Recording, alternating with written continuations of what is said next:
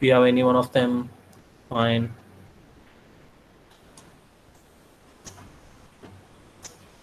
Hello, sir. Yeah. Uh, Sir, actually, we are new to Hyperledger Composer. Okay. For teaching purpose, you have just shown the two examples of one is pizza delivery and one is for vehicle registration. If we want to learn Hyperledger Composer, so how can we start from the scratch? So we can easily learn. Is there any tutorial available or resources Yeah. available? Yeah. Will So you they please? have this particular thing. If I could just share the link. Wait, let me just share. This is a Hyperledger link where you can actually go and first start with a simple trade network where you can just say that I have this much money and it is cutting out from this much to from trader A to trader B. So you will get to know the overall flow, how to write the CTO file, the transaction file, and just deploy and see how does it work between just two traders. Okay, it's like a bank statement, like an plus or minus kind of operations that you can do. It's already available as a simple trade network. Just go and try that, Okay, okay. and then I think you should be able to do it easily. Yep. So the language means while you code, there is one entity class, one is concept. Basically, for the language point of view, we have to means I actually want to interest in learning that language. So is there also means mentioned in that link which you send it right now? Yep, yep. They have this full modeling language that they expect. So it is nothing. It is just two to three, four. So they say it is asset, participant, and an entity. There is two to three characters that they have, and it is others are the same data types that you use in all the languages: string, integer, boolean, and you have an array. The same thing, but it is just the syntax is different. The working behind the scenes is always the same. Okay, sir. Okay, sir. Thank you, sir. So yeah, I have sent a link for the CTO language. That is the language that we use. So you can just go through that. Okay. Okay, thank you.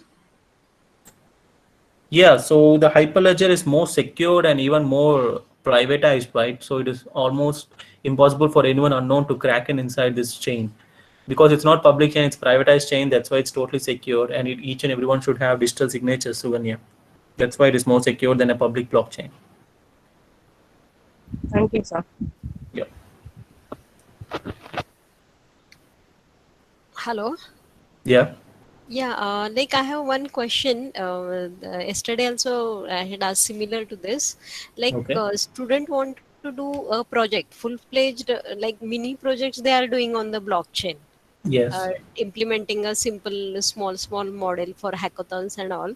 But suppose they want to implement as a full-fledged BE project. So in that case, like what they can implement? Like, can you give some ideas? We can see IEEE paper, but still. So what is the domain you're looking to implement blockchain in? In blockchain with IoT or blockchain with authentication or like this or blockchain in maintaining the data. Okay. Okay. So the first thing, the first point that you take, you can use blockchain with IoT, right? So if you see in the recent days, whatever they're using blockchain with IoT in total, all of them, because of the network traffic, the network safety, and even the management of the system. So in case of an IoT system, you can see smart homes coming on all the way, and Yes. you can even see their passwords been cracked in the starting phase of IoT. So hackers they were able to crack the IoT systems and take control of their home systems actually. Okay. But when blockchain came into picture, they were unable to do that because of the transactions, and if you see the encryptions they have for each and every data, that they cannot access that particular system. So Okay. they cannot do breaching, they cannot do hacking, phishing. So that if you take with blockchain with IoT, it's a very good run. It's a very Mm-hmm. good project that you can do because connecting with Mm-hmm. cloud services and doing transactions on that.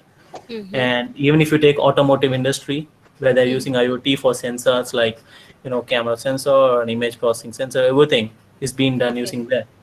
So you can do in that thing. I think it would be very much useful for the Hyperledger concepts. Okay. Thank you, sir. Yeah.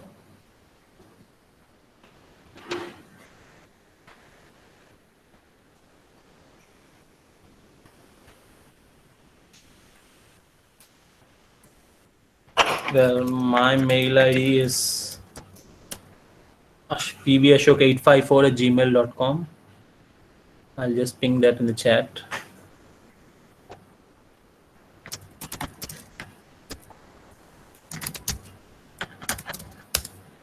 Just ping me if you have any questions. And so Hyperledger Consortium,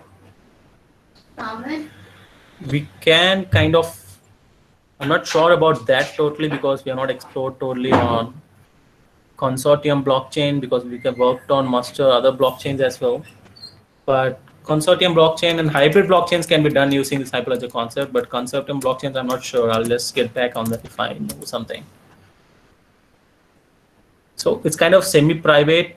You can do a semi-private, giving some to the public and giving it as private. But it's better they have it as a fully privatized, like privatized, rather than having a consortium kind of things.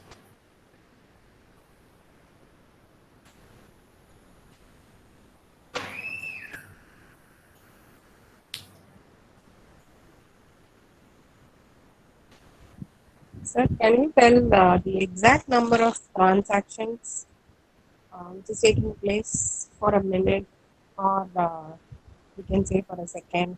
You would have estimated the time. Yeah, for now, blockchain in kind of production with IBM's kind of thing can be around, for a single project can be doing like around 3K transactions per second. I think it's very much less. That is the only key point and the pain point for the blockchain as now, because the transaction has to go through multiple nodes and has to share across different ledgers. So having a blockchain getting transactions very fast for multiple and millions of users is the only problem for the enterprise applications right now. And for approximately, it would be around 3K transactions per second right now. Sir, how many nodes are there formed in a second? Because we had a question yesterday in the question. So nodes are basically based on a number of Dockers that we have. So for example, if I had a Docker PS and I show you the Dockers, right? So each Docker is kind of a nodes in that.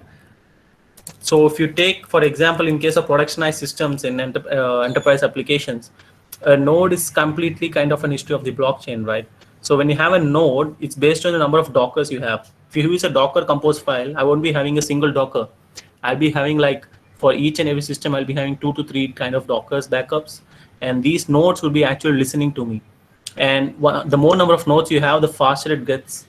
And it happens very easily for the blockchain to increase the transaction speed and even the order to send the message across the nodes. So we can control the number of nodes that we want in a blockchain. Thank you, sir.